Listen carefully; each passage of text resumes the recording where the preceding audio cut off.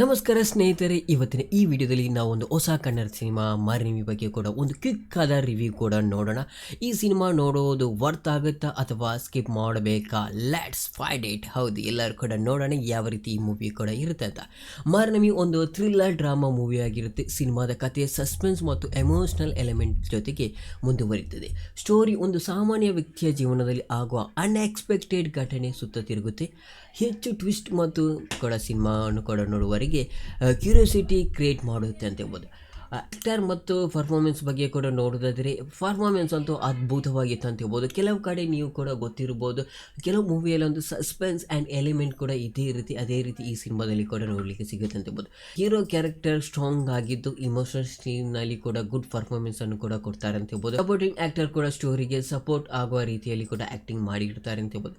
Direction ಮತ್ತು technical side ಬಗ್ಗೆ ಕೂಡ ನೋಡಿದರೆ ಡೈರೆಕ್ಷನ್ ಕೂಡ ಡೀಸೆಂಟ್ ಆಗಿ, ಕೆಲವು ಸೀನ್ ವರ್ಚುವಲ್ ಅಟ್ರಾಕ್ಟಿವ್ ಆಗಿವೆ ಅಂತ ಹೇಳ್ಬೋದು. ಬ್ಯಾಕ್ಗ್ರೌಂಡ್ ಮ್ಯೂಸಿಕ್ ಕೂಡ ಸಸ್ಪೆನ್ಸ್ ಸೀನ್ಗೆ ಚೆನ್ನಾಗಿ ಮ್ಯಾಚ್ ಆಗುತ್ತೆ ಅಂತ ಹೇಳ್ಬೋದು.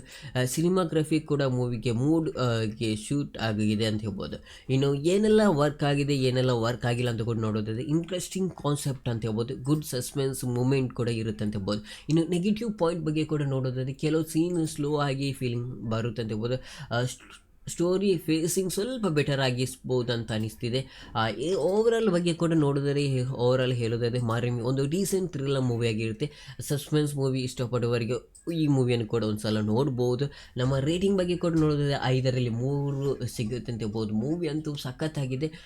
ಈ ಮೂವಿಯನ್ನು ಕೂಡ ನೀವು ಒಂದು ಸಲ ಅದು ಕೂಡ ನೋಡಲೇಬೇಕು. ಈ ಮೂವಿಯ ರಿವ್ಯೂ ನಿಮಗೆ ಇಷ್ಟ ಆದರೆ ಲೈಕ್ ಮಾಡಿ, ಅದ್ರ ಜೊತೆ ಸಬ್ಸ್ಕ್ರೈಬ್ ಮಾಡಿ, ಎಲ್ಲ ಫ್ರೆಂಡ್ಸ್ಗೆ ಕೂಡ ಶೇರ್ ಮಾಡಲು ಮರೆಯದಿಲ್ಲ.